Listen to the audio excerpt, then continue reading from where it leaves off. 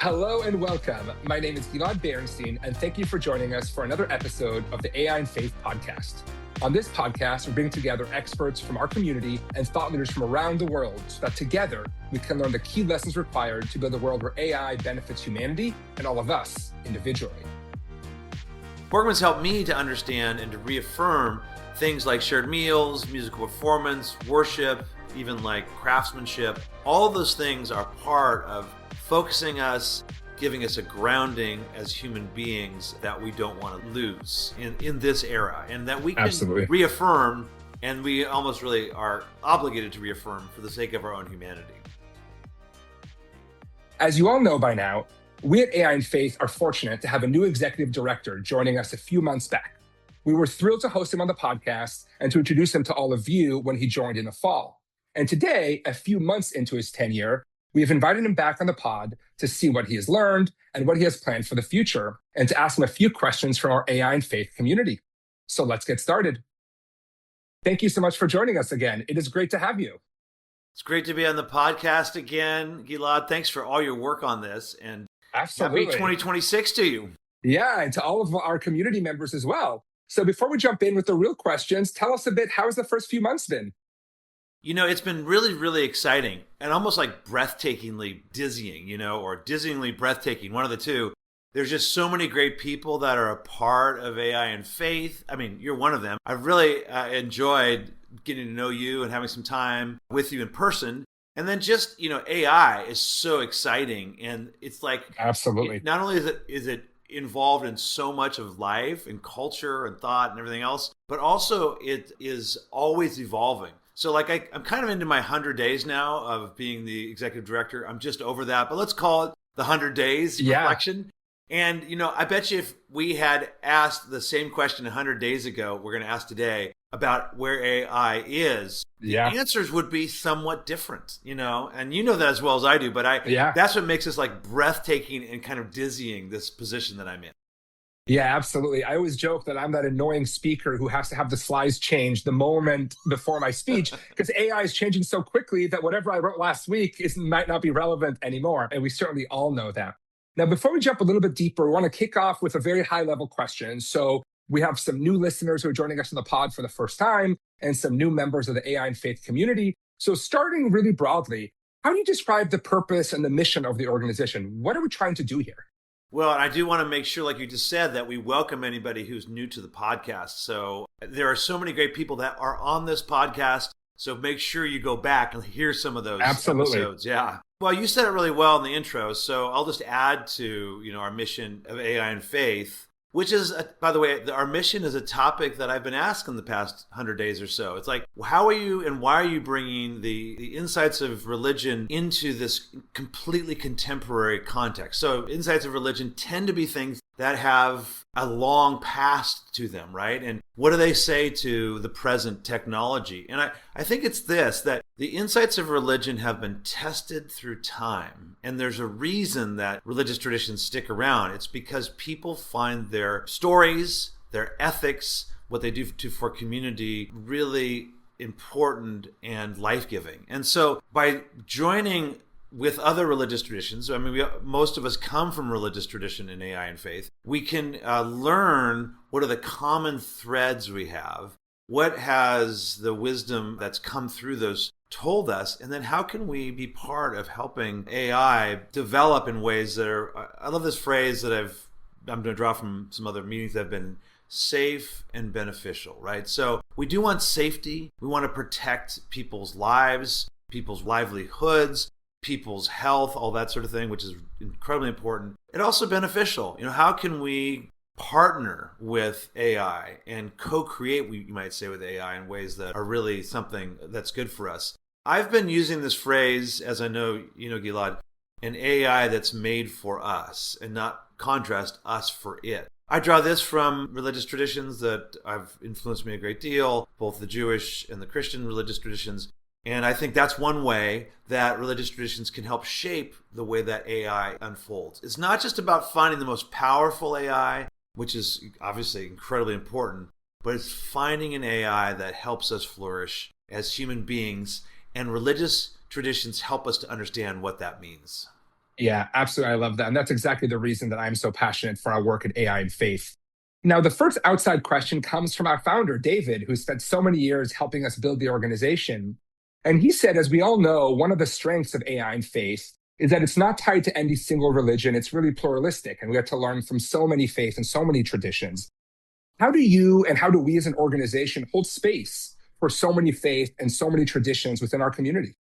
Well, I think part of that always begins with listening. And, listening is such a part of religious traditions. I think of how Buddhist tradition has a strong sense of being quiet and mindful. It's also true I'm as a Christian in the spiritual tradition I'm in, that before we are ready to hear a word from God, there's the time that we are silent, and that silent space is so important. So one way I think to build this interreligious strength is through listening to one another. And I'll just give one example, actually two examples that come together. I taught for 11 and a half years in a religious studies department at California State University, Chico. Just retired from that to make enough space for AI and faith. And in that department, we had an interreligious conversation, a very respectful and nurturing and beneficial conversation among different religious practitioners and academics and specialists. And then also being involved in the American Academy of Religion, which is an interreligious academic organization. I've been involved with that for the past 30 years, actually, both as a participant and as a leader. I've learned that by creating space in terms of listening, you can just gain so much. So that first step is listening. The second step is then to have a respectful dialogue. And I think this sounds so simplistic, so I'm almost embarrassed to say it. But as we get into the dialogue, we realize that there's so much we can share that is really powerful. And I don't know, my scholarly academic side that just sounds so simplistic. But, it's simplistic because there's a deep truth to it. In places where we're so polarized in our communities and our country and our culture, it's still actually profound and refreshing to realize we talk across differences, in this case, the differences of religious traditions, and we learn from one another and we find, oh my goodness, there's so much good about this. And then I think there's that other stage we come to, which, we do thoughtfully and carefully, is here are some differences we have. How can we work together with those differences? How can we respect and celebrate those differences and actually come to a kind of, I'll use a word that I've used in an academic paper that was just published, a multi-perspectival approach to religion and technology. And I'd be happy to go into that, but just to say, it respects the polycontextual elements we are. We actually are in different contexts, different commitments, and yet we come together respecting those different contexts and perspectives and finding some deep common ground and even some places that we're different and that we love and respect in one another. Yeah, I love that. And I will just echo, that has always been my experience in these pluralistic environments. There's so much we can learn from one another. And there is just so much in common between what we're trying to do in this world, which of course is why I'm so passionate about this organization. Do you mind if I add one thing to that, Gilad? Please. So for this book, actually now it's a couple years old, Science and Religions in America, A New Look. One of the things that was so good in my experience of writing that book was I decided I wanted to write about each religious tradition with the person in that tradition nodding their head in agreement that you are representing what I say accurately. So every chapter in the 7 religions I looked at, I had a specialist from that religious tradition give me, here's the context, here's some backstops. In other words, here's places you don't want to go because they don't make sense or whatever, that kind of backstop. In that process is what I'm highlighting here. It was, again, so good. Like, I learned, I found the commonality and community we could share across religious traditions, and in this case, academic specialties. So I guess I'm just continuing to reinforce how good this interreligious work can be. And I think why it's one of the strengths of AI and faith. Absolutely. And this is a really nice segue to one of the next questions we got from our community. The question goes like this. It says, much of your work over the past decade has involved educating pastors and other faith leaders about the many ways that better understanding what science offers and how it works can actually help their congregants better engage with the mission of their faith. So what are some corollaries? What are some opportunities that we can look at the work for AI and faith that may help us to actually further some of the goals of our own faiths? Yes. I mean, I think pondering whether I put this statistic into the last interview, and I can't remember, but there was some work that I did in a John Templeton Foundation funded grant, a 3-year grant that brought science to religious communities. These are Christian communities. And we then, after we finished that 3-year grant, we went back and said, did we make a difference at all? You know, we did a report with another grant, like what was the difference that was made in these 35 or so communities? And here's the thing that I'm getting to. We found that about 85% of the persons that we interviewed said they grew in their religious practice and faith and the vibrancy of their faith by engaging science and technology. So that's, I think, one of the first things that can come out of this engagement with religious communities. We find that, you know, our faith, our practice can engage in the world that we actually live in and can be informed by it. This is going to get more into science than technology, but it's related to how we use technology. One of the things that, you know, has been so powerful are the studies, let's say, of Buddhist mindfulness practice, and how, you know, so many of the way we use our devices, whether it's social media or engagement with AI, creates an ongoing inattention and can create anxiety. Ultimately, we're moving from one thing to the next in ways that are very fast and that we're not really evolved to keep up with. So we need to take these breaks, and mindfulness is one of those ways to take those breaks. And here's the scientific part. Science, so this is, you know, again, back to the ancient wisdom of Buddhism, is that we need to be mindful. We need to be knowing what we are experiencing without judging it, and that helps us to then move into deeper brain states. This is now the scientific research, deeper ability to engage with technology. We move back to it in a technological world, and then a deeper sense of well-being. So here's the point here is, like, as we study these ancient practices, for example, scientifically, and how they help us in a technological world, we see that ancient wisdom, in this case from Buddhist scripture and practice, correlates with scientific research. So that's a way in which we have found that the engagement with science and technology can be very helpful with religious practice. I wouldn't be fair, though, not to also include sometimes science and technology challenges us in our religious traditions. And that's the degree to which religious traditions, I'll use a phrase from my own tradition, are reformed but always reforming. So we this comes out of, in Protestantism, which is called, you know, the Reformed theological form of Protestantism, that we're reformed, yes, but we're always reforming. It's an ongoing practice, and we learn from engagement with culture, with the way that technology and culture speak to us. So I think it's also a way we get challenged and changed, and that's another positive from engaging with science and technology.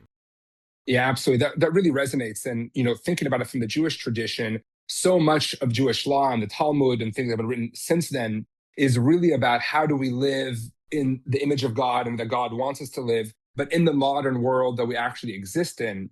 And that's one of the things that I hope our community can help people of all different faiths really figure out how to live according to their faith and the way they want to live in a world with ubiquitous AI, which is going to be the world that all of us are living in very soon.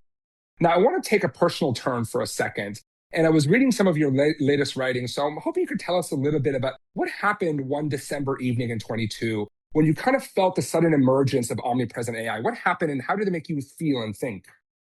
I hope it's okay if I answer this by bracketing it with a prologue and then a postscript. Please. So the prologue is that for me, a lot of engagement with AI was thought experiments, you know, going back to the 1950 Turing test that Alan Turing set up about whether, you know, a computing system could fool us to think that it was in some way a sentient being, or, you know, I'm speaking broadly, right? So there were thought experiments. Could a computer ever have consciousness? You know, what is consciousness? That sort of thing. And then in December 2022, just after the emergence of ChatGPT to many people in the world, I was hosting a holiday party at my house of the department at California State University Chico, the Department of Comparative Religion and Humanities. And we had suddenly come into contact with what ChatGPT was going to do for us, or to us perhaps also as academics. You know, what's going to happen to probably the key to assessing students, the student essay. What's going to happen to that if, you know, student essays can begin to be written by AI agents? And of course, you know, now we're like, you know, 3+ years from then, it's gotten so much more sophisticated. How are we going to know when a student is really answering a discussion board? And there was all this, consternation and kind of a little bit of, the deer in the headlights feel of like, we're not sure as academics. By the way, academics who try to keep themselves apprised of new developments. Yep. We're not sure as academics what to do with this technology as far as teaching.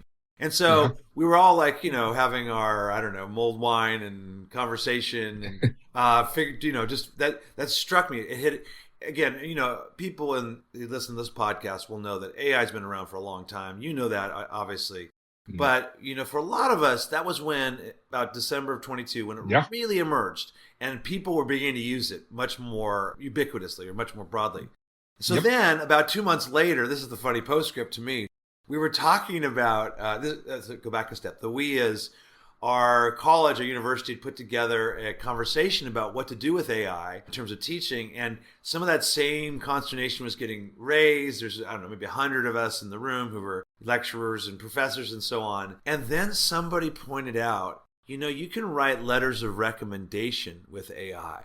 And there was this, sense of, oh, yeah, you're right. And I thought it was a little ironic, all the consternation, how are we going to police students from using AI? But when it came to benefiting us as academics and lightening our load, it was suddenly okay and even beneficial.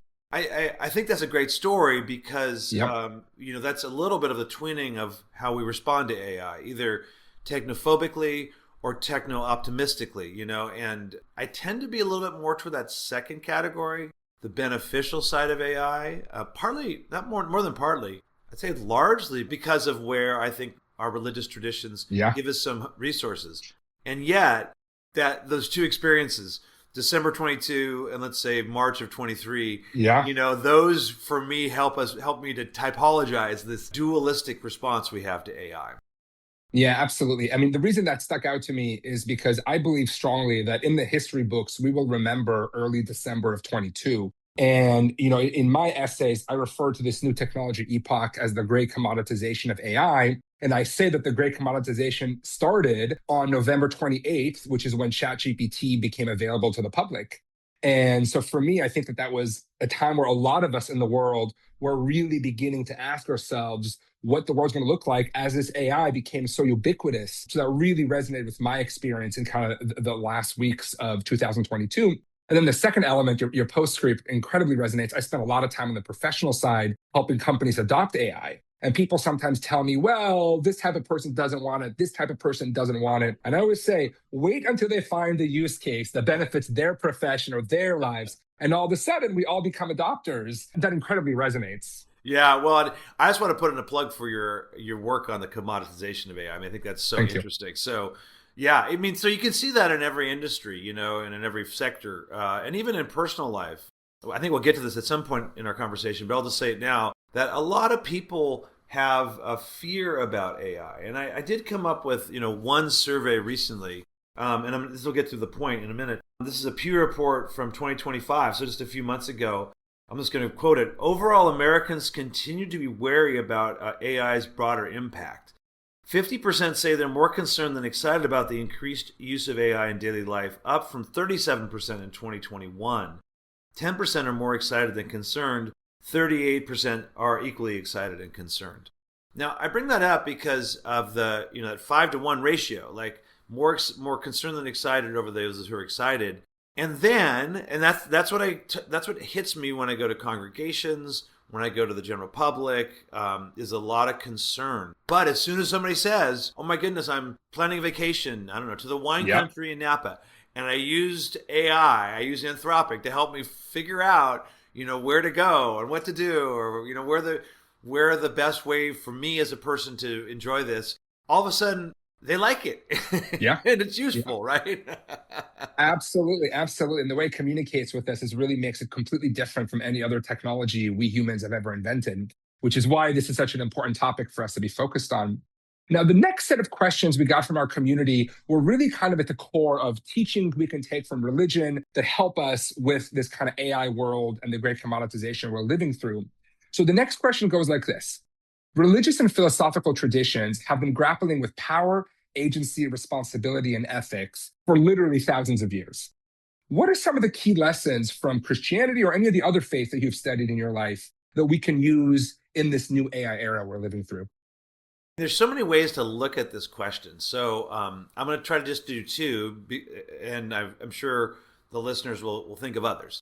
So the first are the broader concerns for the ethics that relate to creation and to society. So obviously there's this deep concern about loss of jobs through AI, and that will happen. Now, Gilad, we have a great conversation, and I could learn from this conversation. Let me put it out that way. I don't have the answer about whether the ultimate effect will be job loss or not. I tend to hear things from both sides. So that's a different topic. But people will be displaced. That will happen. That happens whenever there's a new technology. And so we as in religious communities, have this concern for compassion, and particularly the caring for the poor. And so that will, I think, be important for religious communities to say, how will we help people who have been displaced by AI? And that's going to happen in a lot of different industries. Remember, it was I think it was 10 or more years ago. I was in Burlingame, California, which is either North Silicon Valley or Silicon Valley, depending how you look at it, between, say, Palo Alto and San Francisco, talking to a cancer doctor. This was a spiritual retreat, and he was a cancer doctor that looked at scans and tried to assess a large part of his job, whether there was malignancy or not. And he said that the machines, the computers are getting better, as good as I am at that. Now, that was 10 years ago. So we can imagine that people who are in a high-level, high-paying profession like oncology are going to be displaced. So it's not only people who, say, are truck drivers at a lower income level, but at a higher level too. And I'm saying that means there's a kind of pervasiveness of this. And so I'm going to go back to the religious community side of this: is how are we going to care for those in our midst who are displaced by their jobs? The second part of this, I think, is this interfaith and interreligious concern for the environment. And if we want to link in show notes or whatever, we could talk about some of the statements that have come out. But I can just say that every major religion has a positive statement about creation care. So what are we going to do with the use of water and energy that data centers are presenting? And I think that's an ethics for creation that is really significant. And I know you've talked about that on some podcasts. So I'll just note that. Then there's the kind of personal side, and this is where I think religious traditions can speak in terms of practice. I was actually just this weekend at a church congregation in Connecticut talking about the importance of Sabbath, which of course is a Jewish and a Christian tradition. We Christians picked it up from Jewish roots, right? And the call to find a sanctuary in time, as Abraham Joshua Heschel talks about. And I think that's really important. That helps give us agency over technology, over the pace that life can move. And, there's tech Sabbaths that have been in place for a long time as part of Sabbath. There's just the rhythm of Sabbath to move at a human pace, to create notes and spaces, is what I would say from my experience as a drummer. I'll just give that last piece, and then we can go on to the next question. One of the things that we have as drummers is we don't have, let's go back a step. One of the things we don't have is melody. So what we have is rhythm, and rhythm is based on notes and spaces. And drummers, when they're young, love to learn how fast they can play. And so young drummers, inexperienced drummers, tend to fill up the spaces a lot, with a lot of notes. And, it's cool, it's fun. Every drum solo is about how fast the drummer can play most of the time. And people love that. It's kind of, it is dazzling. But great drummers also use space really well. And space creates the place for other musicians in jazz, which is my primary training, other musicians to improvise and to create their own area of, but this is true of, pop and rock and so on. So great drummers use notes and spaces really well. And I see the practice of Sabbath, and Sabbath actually, if you broaden it out, is a part of many traditions. If you just talk about rest and work, the Buddha took times every year during the monsoon season to pull back from his teaching to take time to rest. So it's something we could say is a broader theme of rest. And so this rhythm of notes and spaces is what makes good drumming, also makes good rhythm in life. That's one way we can also look at our religious traditions and ancient traditions speaking to this modern contemporary practice of how we engage with technology. I love that. The very first thing I ever published for AI and Faith back in 2019, a million years ago, was all about the way we could use artificial intelligence to honor and uplift the Sabbath and actually use it to sing. Because if I think about Shabbat from the Jewish perspective, right, it's about worship, it's about study, it's about rest, it's about family and friends. And there's so many ways we could use AI to lift that as opposed to supplant that. And I love that answer because I so believe in the importance of that rest and the Sabbath concept. The other element I think we need to study in religion to bring into our world is how to share the wealth. What obligations do we have to our neighbors and to our fellow citizens in a world where AI's wealth will likely be concentrated? I think there's a lot we can learn from our faith traditions to try to bring AI into the future in a way that benefits all of us individually. And I really love that answer. Now, the next question came all about the grounding in the AI era and some of the philosophy that you shared from Albert Borgman. So maybe you can tell us a little bit more about that and a little bit how you think about kind of grounding, religious grounding in the AI era. Yeah, Borgman has been really helpful for me. So Albert Borgman is a philosopher at, I think he's retired now from the University of Montana. He talked about what he called focal practices. So I may have actually put this into another podcast. So if I did, let me just repeat, I guess, that focal practices are, you could say, are practices that focus us. And it comes from this Latin word focus, which was the fireplace. And the fireplace was where the ancient Roman family would be involved in things like cooking and conversation and time together.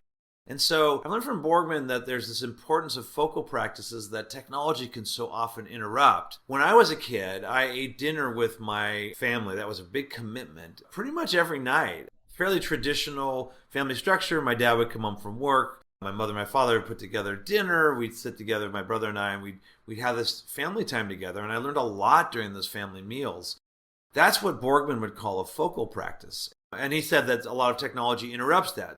When I was a kid, I used to love to watch Speed Racer, and I could only watch Speed Racer when it was on. There was no like TiVo or, whatever else, recording of digital content, video digital content. And so I had to do it at a certain time. Now, the way we do that today is we'd have our content on our phones or our devices. We'd probably take the meal often and we'd, put it in the microwave. It needed to be heated up, and we'd be in our separate times and places of focal attention to be involved in eating. And Borgman says that that's where technology's gotten in the way of what is a really key focal practice of eating together.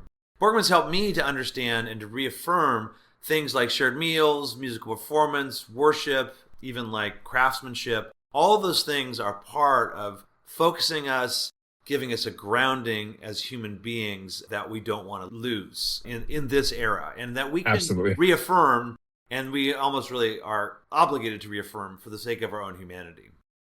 One of my most used lines on stage these days is, in a world of ubiquitous AI, the human connection is the best differentiator and it's the best superpower. So our audience all know that I've got 2 toddlers at home, and we do a very traditional family dinner every night, and we sit together without our phones, talk about our days, what we've learned.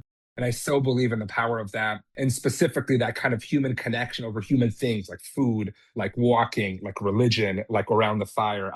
I love that. Now, when I was reading, I know this is supposed to be an interview of me, but can I ask you a little bit more about that? Is that right? Please. Yeah, of course. So I'm really fascinated. I'm not fascinated that we're connecting on common themes, because I know we do that off the microphone and stuff.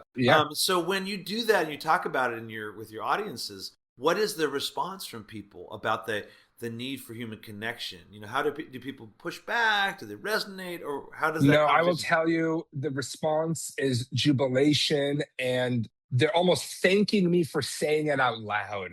I really think that we as humans, we need each other. We were created to be in community with other humans. And I think a lot of us have lost that. And I think if we look at society and politics and all these things, it's because we've been pulled apart. So when I say what I need you to do for the future is to dine together, it's to speak together, it's to walk together, people, it's always like, you don't need my permission, but if you feel like you do, here it is. So that's what makes me very optimistic that I think a vast majority of us, and I spent a lot of time in Silicon Valley and places with, technology wizards, and all of them believe in this. And I'll say also, one of the most common known things for those of us who spend time in Silicon Valley is that all the people who built the iPhones and the iPads or whatever do not give their kids a lot of access to those screens. And I'll say, as a classic millennial parent, we also are quite strict with our kids in terms of their time with screens and devices. But I'll just finish by adding that it's a difficult balancing act. I always say professionally, the reason any success I have came from my dad exposing me to AI and technology when I was quite young. And that has been an advantage for me in my own career. So thinking about how do I balance all these things for my kids? How do I give them exposure so that they have advantages in the future without robbing them of this core element of humanity, of human connection, of the importance of human community with other humans, I think is a challenge. But again, I'm optimistic because I think it's one that almost all of us, almost everyone I interact with has the same end goal, is how do we use AI to elevate our humanity as opposed to replace and supplant it. But yeah, I'm working on it I every love day. that. See, the part that's affirming for me too is not only are you deeply in the industry itself, but also you're younger than me. So I always wonder, it's just because I'm, not a digital native that I feel like you have to have real community. And Yeah, I don't think that's true, but it yeah, just helps to hear from somebody that you really do need. It helps to hear from somebody who's younger that you do yeah, need real interaction in real time, in yeah. co-presence, all that sort of thing. Yeah, totally. And again, if you look on the commercial side at the industries that are flourishing, outside of the people building AI, of course, they're flourishing. But it's things like entertainment, it's things like food and beverage, it's things like travel. These highly human experiences are the industries that all of my investor friends want to be investing in the future, which again is another kind of positive data point that I look towards the future and say, yes, I want more opportunity to come together with other humans to have shared experiences. And that's what keeps me optimistic. I love it. I love it. Yeah. So now let me ask you a couple more questions because we could speak for hours and we are going to run out of time soon. I read something you wrote that really resonated with me where you said, our fallenness means that AI will mirror and magnify our injustices unless we act to resist that outcome. What are some things we can do to resist that outcome? I want to just put in there just to make sure that the word fallenness has a Yeah. footnote here, that it comes from the Christian tradition that there is a propensity to do evil that we call, we put under this rubric of the Yeah. fall in Christian tradition. There's a lot of ways this is worked out, but there's just a way in which human beings take great things and twist them. And I believe that's one deep way of reading the early Genesis text is Yeah. given power, and we begin to use that power in ways that distorts the world, and we become, distanced from, in this case, it was Adam and Eve, our partner or our partners. To broaden that, we can become distanced from the earth. There's the text in Genesis about the ground will be harder to cultivate and all that sort of thing. And I think that's a way that we misuse our freedom. And I think that AI will magnify some of that misuse of freedom unless we're careful about it. I'm going to go back to what the careful part is in a second. But one of those things is that we naturally give power and privilege to those who already have power and privilege. So I think you mentioned it earlier in terms of compassion in religious traditions. Like, it is natural that wealth and power concentrates. And so it seems to me religious traditions have ways that we want to push back against that. And lest that mean that I think we all have to have an equal amount of wealth and power. I don't think that's not what I'm saying. Yep. I'm just saying when we have people that are suffering, religious traditions say that we want to create a society in which those who are suffering are minimally cared for. And also as an American, given an opportunity to then create livelihood for themselves in various ways. So that's the first thing. And I think one of the other aspects is representation in AI models. So this is really fascinating to me. Like Mohammed Galeh, who's part of our AI and Faith, broader network, has mentioned in a podcast, if I'm not mistaken, that there are 600 million Arabic speakers in the world, but only 0.06%. Let me make sure that's clear. 0.06% of AI programs are trained on Arabic sources. Embedded in some inequities already is a misrepresentation and underrepresentation of Arabic sources.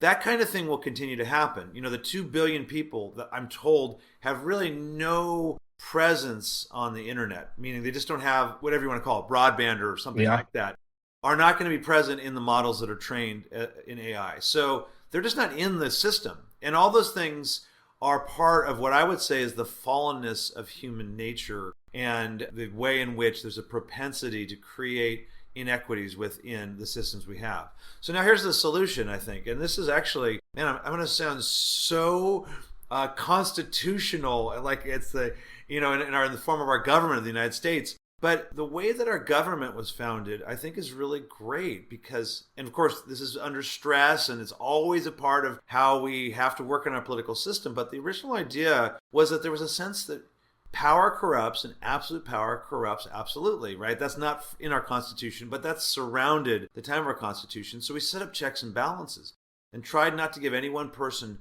too much power. And I think that's one way that we can model that kind of checks and balances to actively resist these outcomes, so that we don't aggregate too much power to one person or to one industry. And we help those of us who do have power give voice to those who don't have power for the use of things like water and energy as part of this, or representation, so that these AI programs don't reinforce the kind of misrepresentation that's already a part of our society.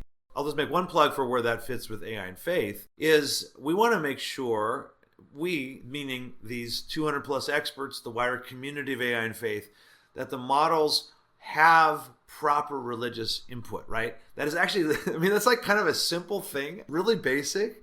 But so if you ask about a religious tradition that's not very large, for example, let's say the Latter-day Saints, which has about, I think, 14, 15 million people in the world. Prominent in the United States, it is throughout the world, but not a large religious tradition when you think, or almost 1.4 billion Muslims or so on. So my point is, will a question about Joseph Smith be accurately answered by an AI model? And I was just in a meeting in December at the LDS headquarters to ask that question. What are AI models doing and how well are they answering this kind of question? And I think, so I'm getting a little bit of the weeds. My point of this is we want to make sure we have voices now from AI and faith perspective that creates a way in which representation occurs. That's the kind of inequity and injustices ultimately that can be embedded in human systems and that naturally happen. So we have to actively resist those. We have to actively put in voices so that there won't be those kind of inequities and misrepresentations. Yeah, absolutely. I think that is a critical point. And of course, one of the many things I'm so passionate about AI and faith's work. Now, as we wrap up, I want to read this beautiful passage I got from one of your writings. It said, "My work keeps me constantly aware that AI is not simply a technological project. It is an expression of human hopes and fears, our longing for power, our craving for convenience, and our hunger for transcendence and meaning." I found it to be beautiful. And I'm hoping you can finish by telling us a little bit about your vision for an AI made for us. What does that mean? Well, thank you, first of all, for pulling out that passage. There was another really respected reader of this document that I gave you, an AI made for us, who also loved that. And I just was very moving. So thank you for that. Sorry, I get a little emotional. I'm just complimented. And so I'm kind of a little speechless. In my religious tradition, and we share this, Gilad, in the Genesis text, God creates humankind in God's image, right? And part of that is what I would call created creativity. So AI comes out of that creativity. And this is where I would want to be very careful about a phobia toward technology. I think this is actually something that is God-given in my tradition, in our traditions, I would say. I'm just going to speak from ours, but other traditions have similar commitments. So these are good things. And I keep wanting to remind people of that. And for that reason, hopes and fears that are part of humankind are also in AI. And part of that is we really want to be sure that we don't do things that will hurt the poor. The widow and the orphan is the language of the Hebrew Bible, right? Those people are outside of the margins of society. That was how it was in ancient Israel. And we want to care for those. That's the fear side. On the positive side, there is something that's unbelievable about this technology that is so alluring. It's not really that different from, I remember reading about the person who first rode in an automobile and they went 60 miles an hour and they couldn't believe that, after being in a horse-drawn carriage. And so when we look at AI and the way it can take texts and, revise them, or it can help us to understand a very complicated, in my world, a very complicated idea and break it down, or it can give me a way of teaching spiritual tradition, let's say a Bible study or something, and give me some questions that people can ask. I mean, that's like transcendent, and I think that shows us that we can embed this hope for something broader and greater than ourselves in these models. One other way that helps me understand transcendence is what AI does is aggregate human knowledge. And by being able to put our fingers on the greatness and the breadth of human knowledge, there is something that that literally transcends us individually, but that transcends time and place. And that's why I think AI can be so captivating. Of course, it can be alluring. And as I said, I don't want to ever miss there's a fallenness that can be part of how we use AI, but it can also be something that's powerful. So I will close with, I think, an affirmation for me, and I believe this is something I can say that we both share. And you can tell me if I'm off base on this. If we work together with AI, and create something that's collaborative, I think that can be something that's beautiful and that can be completely resonant with some of the great aims of the religious traditions that are part of life today. So that's the degree that I think AI does embody some of our wishes, aspirations, and even our hope for meaning and transcendence. That is a beautiful way to end this conversation. And of course, such a wonderful reminder of how fortunate we are to have you helping lead this organization and our efforts. Now, before I let you go, we do have 2 lightning round questions, 15 seconds apiece, and they're going to be related a bit to the end of the year since we're celebrating the beginning of a new year here together. So my first lightning round question is, what is your favorite holiday tradition? I happen to love Christmas. I love Christmas because all of a sudden you see, and I love actually you might say the secular side of Christmas. I recognize that it just, the tree, the lights, the music, and also of course, the spiritual and religious aspect. There's something that's very powerful for me about that. And finally about, the way that it draws people together in worship, in community, of course, within the Christian communion. That's a very powerful religious experience for me. Yeah, absolutely. And then the last question, did you make it to midnight on New Year's Eve? That is a great question, Laura, because my birthday is on New Year's Eve. So we went out to dinner in Sonoma where we were enjoying some great wine tasting and dinner. And as I recall, we made it to midnight, at least midnight on the East Coast. Me too. I also made it to midnight on the East Coast. Thank you so much for joining us. And thank you so much for being our leader. And of course, I want to thank everyone in the AI and faith community for continuing to engage with us and to work with us together to make sure that AI benefits humanity and all of us individually. Thank you very much. Thank you, Gilad. Stay tuned to listen to more conversations and interviews with experts from around the world. In the meantime, follow and rate our podcast on your favorite podcast platform and share it with your friends so they can join this important conversation. Don't forget to also follow us on social media. We are on LinkedIn, X, and Blue Sky. Thank you for joining us.